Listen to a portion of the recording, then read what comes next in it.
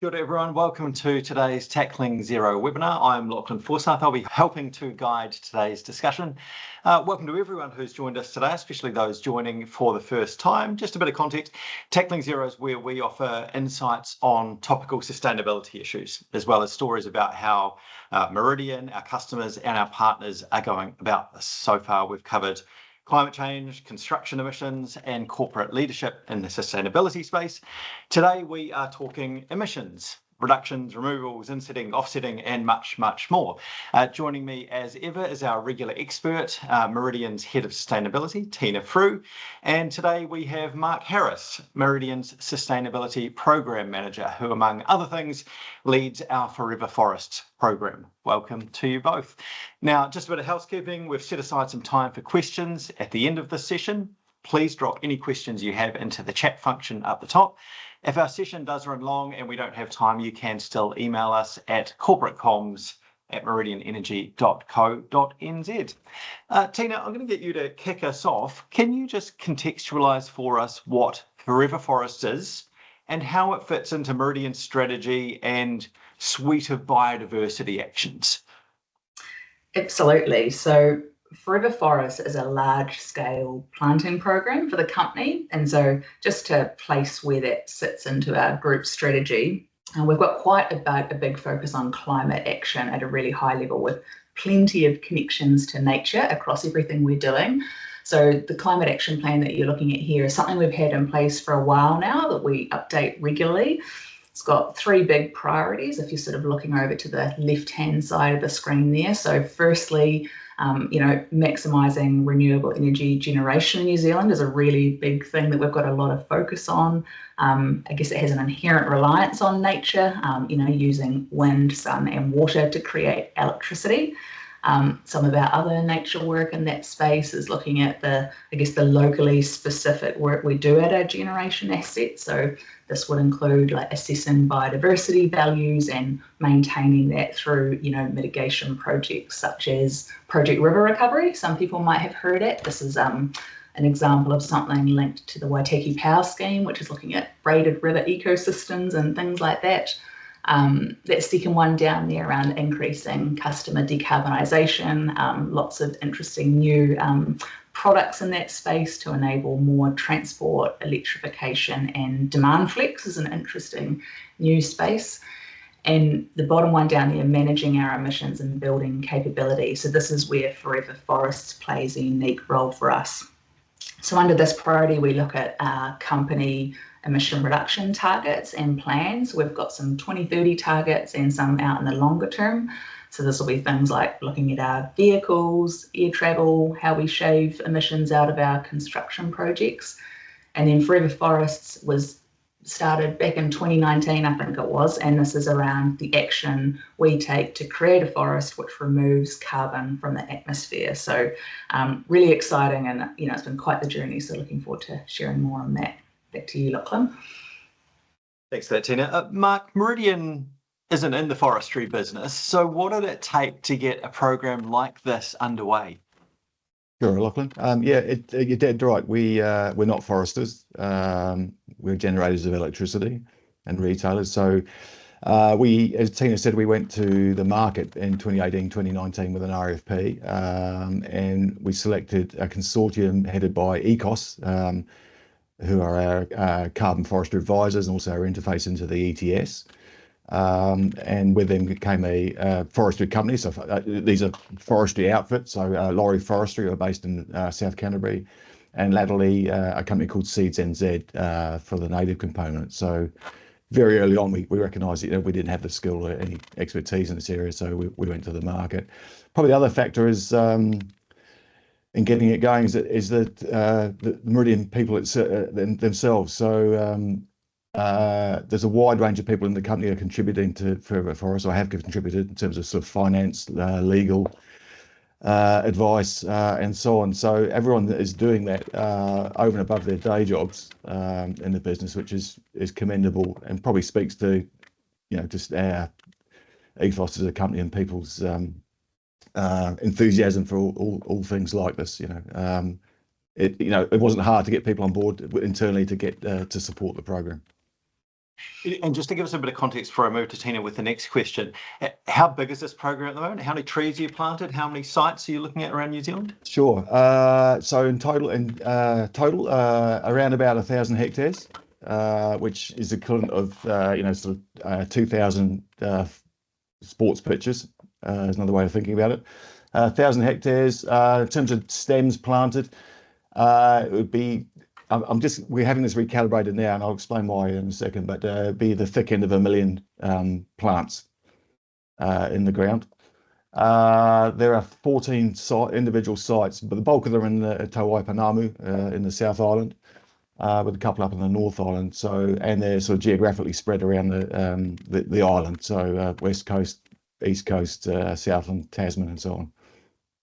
Lovely, thanks, Ike. Now, Tina, I had some challenges finding a title for this webinar because we could have focused on removals, reductions, mitigations, insetting, offsetting, carbon credits. There is a lot going on in this space, and for a layperson, it can get quite confusing. What are some of the other approaches that we see throughout other industries, and what are your observations on how they're going? Yeah, good question. I highly empathise. It's easy to get lost in terminology, first thing.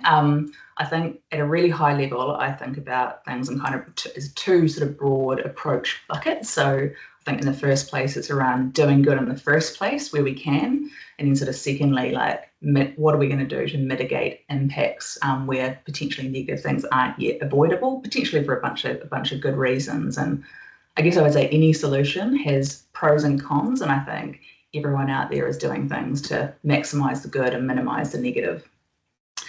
If I was like zooming in on nature-based action specifically, and some examples of things I've seen out there that others might not be aware of, is something that's quite accessible for many, almost like regardless of whether you're a company or what sector you're in, or whether you're in the community, is like high-quality afforestation projects, which is what we're sort of showcasing here a little bit today. So the Tui corridor, which those of you who haven't heard about that in Christchurch, is a pretty cool example of a collaboration we had the privilege to be involved in alongside Christchurch Foundation and lots of other volunteers in Canterbury. And I think how that started is it's now transitioned into being like a really great community-led initiative by effectively, I guess, creating a bunch of like islands for the tui bird to form a corridor across Christchurch. So it's got some of their favourite food and kai in there. So that's a really interesting community-led example that's gone very well. I'm sure lots of people have heard about the Capital Kiwi project up in Wellington, another community-led project that's focused on, I guess, restoring a large-scale Kiwi population in New Zealand. That's been something we've been pretty excited to make a contribution to, in terms of like establishing a trapping network across our wind farm to kind of build out a much larger scale network to make sure that basically there's a really safe habitat for the Kiwis to live in when they're kind of relocated there. Some other approaches and examples I've seen, which is relevant to lots of different people, was thinking about climate risk mitigation actually. So like riparian planting along waterways. So basically, I guess by planting along riverbanks, you can prevent erosion risk from things like floods and actually improve waterway health by kind of filtering out things before they get to the water. So I think there's lots of examples of riparian planting just becoming normal everywhere. I'm sure people just see it in their communities as well. And I think something really interesting that's unfolding at a system level, some people might have heard of, is we're sort of in the early stages of exploring a local voluntary market, looking at, I guess, at biodiversity credits or actions. So it's really early days, and I think it's basically trying to figure out like how we might get finance to, I guess, incentivize some good biodiversity action happening like across the country at scale. I think a trick will be like, how do we do this well, where it's really simple and easy for, your average person out there to sort of engage with. So very early days, and interested to see sort of how it unfolds. So thanks, Tina. Mark, with you, I'd like to just dive into a few of the details about forever forests, if we can. First of all, trees. What are you actually choosing, and why are you choosing those particular trees? Sure. Thanks, Lachlan. So the easiest thing for Meridian or anybody to do would be to plant a lot of pines, Pinus radiata, en masse. We've chosen not to do that. So the forestry model we have is mixed model, mixed species, continuous cover, permanent forest. So we start with a blend of exotics and so in terms of biology and sequestration of carbon, which is what this is all about, in most cases, in most parts of the country, the exotics will grow quicker and therefore sequestrate carbon quicker and therefore generate carbon credits quicker. So our projects generally start with a weighted towards planting of exotics, and then with a small amount of natives, and then over time, as the trees mature, we remove the exotics, generate a little bit of revenue, and put that revenue back into planting more and more natives. So the image on the right sort of illustrates that through a period of, say, 40, 50, 60 years, you transition to a predominant or fully native biodiversity outcome, as well as getting your carbon program away. So that's a basic model. Each site's different. So we started with a ratio of around 90-10 in favour of exotics, and we've now leveraged that up to around about 70-30, and that's just by learning on the job, basically, and doing things smarter, understanding each patch of land is different, so you need to become quite intimate with it to work out what's going to go well. So as I say, we've leveraged our ratio up to 70-30. We've also mentioned the stem count before. So in the last couple of years, we've been trialing native seeding through drilling machines and aerially, so through drones and even chopper helicopter dispersion. And we get some very, very good results of that. So it is with plants, you're running at basically a count of sort of 1,000 to 1,600 stems per hectare, sometimes less for the exotics.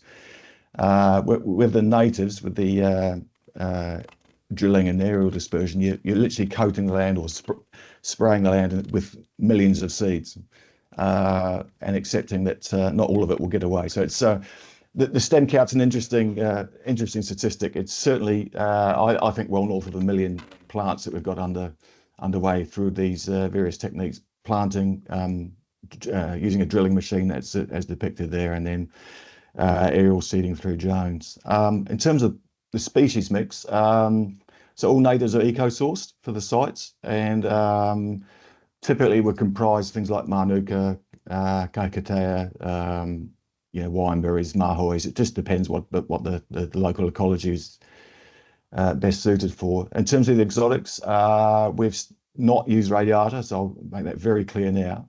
But we have used another type of pine, so it's called Pinus attenuata. You'll find it in California, and it's a non-wilding species. So while it produces a cone, the cone is very tightly packed, unless it's subjected to extreme heat, i.e. wildfire. There's no seed dispersal associated with it. So that particular species came onto the market about probably 8 to 10 years ago, and we've been using attenuata, which is depicted in the bottom left-hand corner there, just in front of the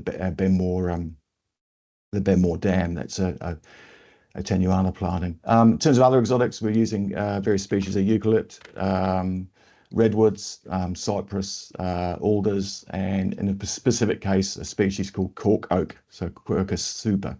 So again, it just depends on what the local site and the local ecology will support in terms of exotic selection.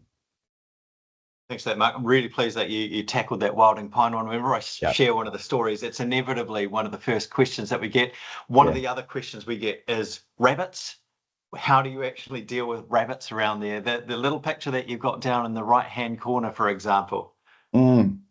Yeah, okay. So pest management. So we could spend a couple of hours talking about that, Lachlan, but in summary, we've got pests everywhere. We've got a pest management framework and program that's dealing with various issues across various sites. So to catalogue them, it's goats, deers, wallabies, pigs, in terms of the big browsers, and then in terms of smaller issue or creatures. It's, you know, possums, rats, mice, cats, and so on. So two layers to it, really. In terms of the big browsers, we have a hunting program across the site. So you know, that's really the only way to deal with issues like wallabies, and the proceeds from, so people come onto our blocks, they pay a fee for hunting, and that fee, those fees are then go directly to DOC's kakapo recovery program. So we don't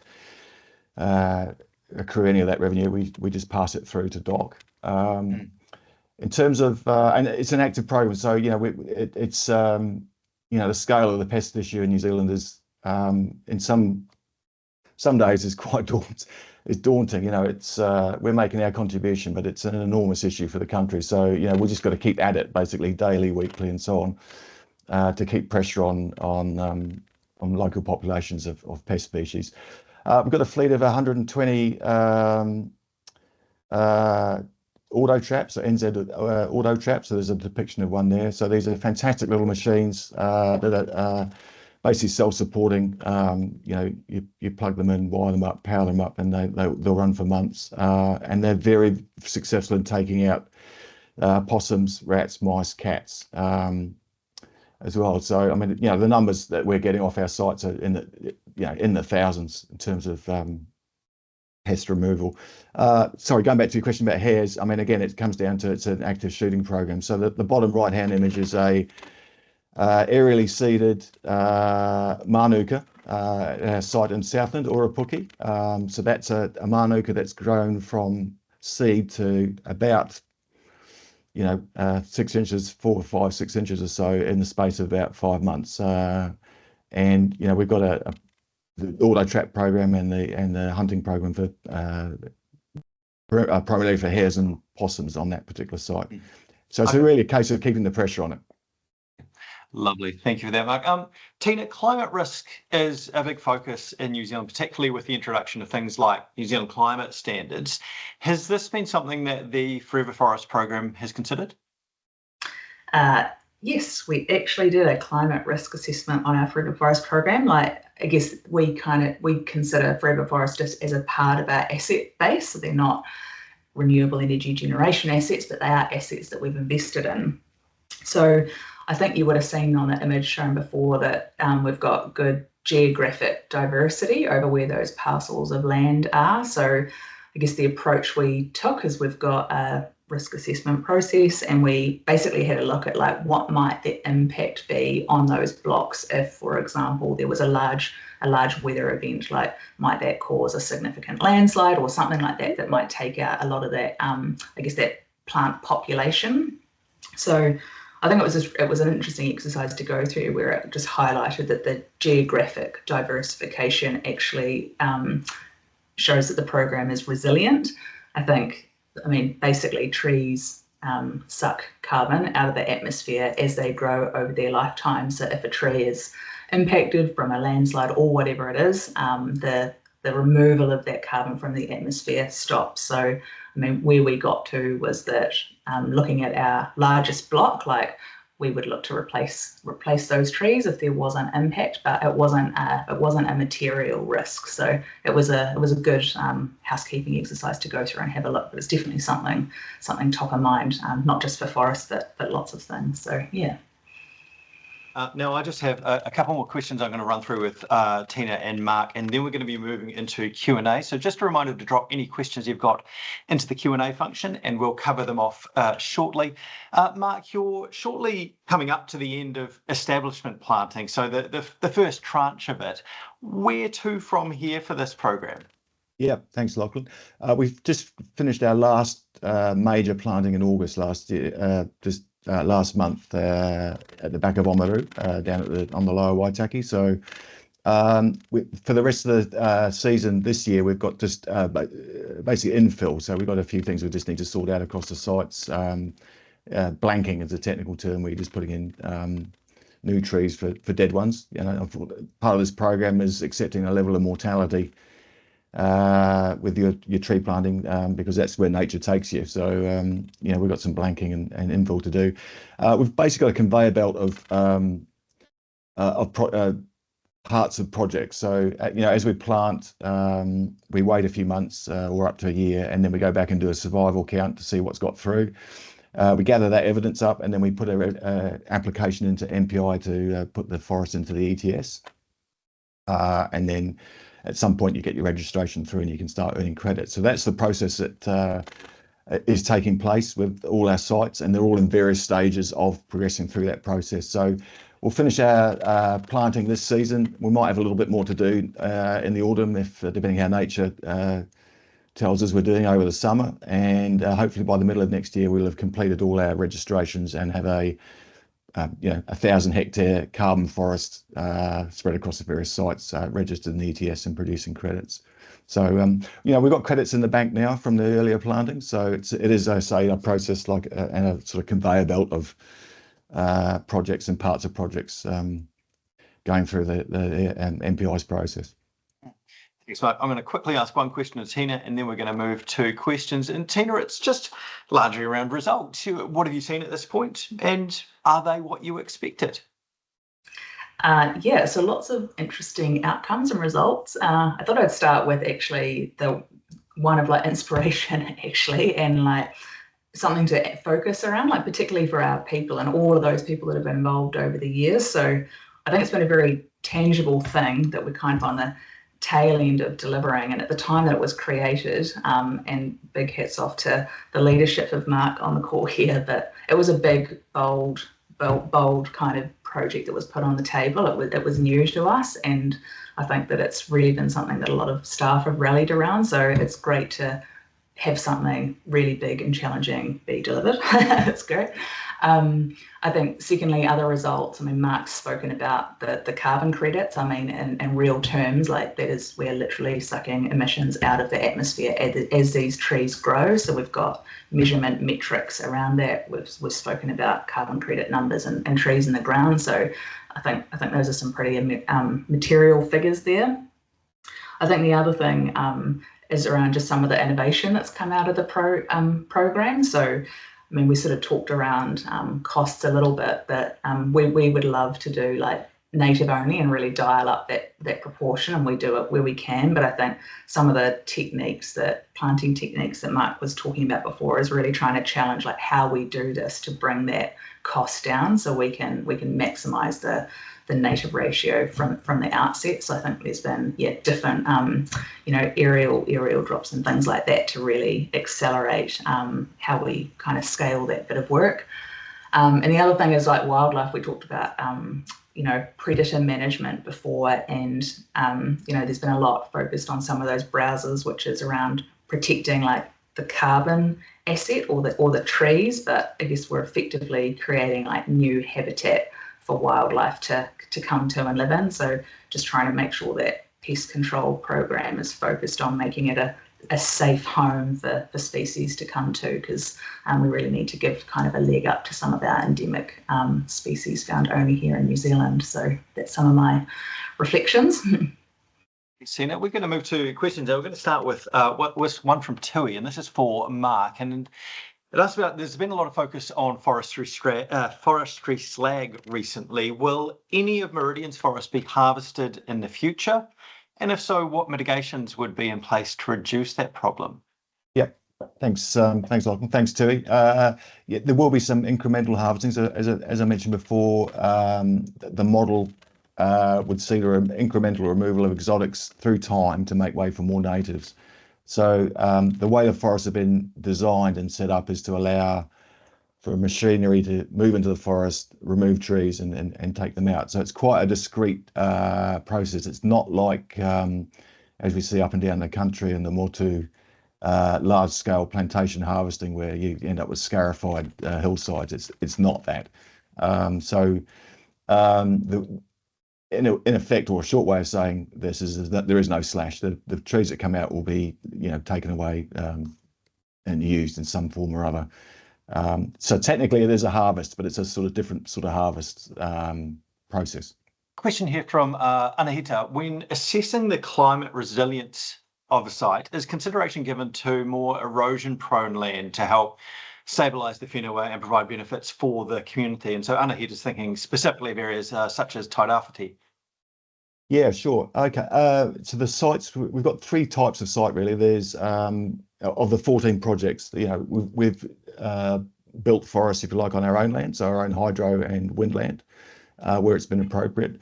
We've got, of the 14 sites, we've got 4 partnership projects. So we've struck carbon partnership or kawanadas with landowners, 2 of which are hapu-based trusts, and that's partly for carbon and partly for as Tina described, sort of native regeneration and biodiversity outcomes as well. And then we've got land that we bought to expedite the program. And that land, that last category, is typically land that is rough grazing land, is the best way to describe it. So pretty scraggy country, tiger country, if you'd want to call it that. And so part of this is, we've looked at probably in the order of 60 to 70 individual blocks of land up and down the Motu over the years to get to where we've got to. So, and part of that is looking at areas that would basically stand a lot of improvement by afforestation through exotics and natives. So, and part of that is, looking at water, improving the water quality, stabilising slopes, preventing erosion. So, as an example, we've got one of our few North Island projects is up near Harapaki, our new wind farm, using the species corko, which I mentioned, which is a fantastic stabiliser of slope. So it's definitely improving the land of whenua, which sits between our wind farm and the Mohaka River, for example, as an example. Jonathan, I hope that partly answered your question there about whether we work with local community and iwi groups as well. If it hasn't quite answered it, please just flick us another message and maybe we can get Mark to cover that off afterwards, because I'll just run through the next 2 for Tina before we run out of time. First one, very quickly, Tina, which is whether you have any book recommendations on climate change solutions relevant to New Zealand. Oh gosh, I'm probably... You can email Kate afterwards if you can't think any off the top of your head. Let's go with that. I think, Kate, we will get in touch with you and get Tina's recommendations for you there. And I just saw one we had in chat from Sophia. Sophia says, I see that for the 3rd auction recently, there was a price in primary and secondary markets. However, no volume. Tina, do you have any insights into this market at all? Yeah, I mean, in the context of the Forever Forest program, we're definitely watching how that evolves. That's where we're putting our kind of Forever Forest carbon credits through. We would love to see the ETS be like the primary, I guess, system that funds climate action, and we want to see that be well functioning. So you're really hoping that that stays the course across governments and does well. But yeah, definitely something to watch and see it turn around on a bit stronger, I think. Lovely. Thank you very much for that, Tina. Look, we're basically out of time here, so we might just start to wrap it up. As mentioned, Kate, we're going to get your email there and we'll flick you through Tina's recommendations for you. That's it for today's Tackling Zero webinar. Thank you all very much for joining us. Thank you to our speakers, Tina and Mark. We hope that you enjoyed it today. If you do have any questions in the meantime, you can email us at corporatecomms@meridianenergy.co.nz, and we'll be popping a recording of this up on YouTube and LinkedIn over the next day or so. Thank you again for joining us. Ka kite anō.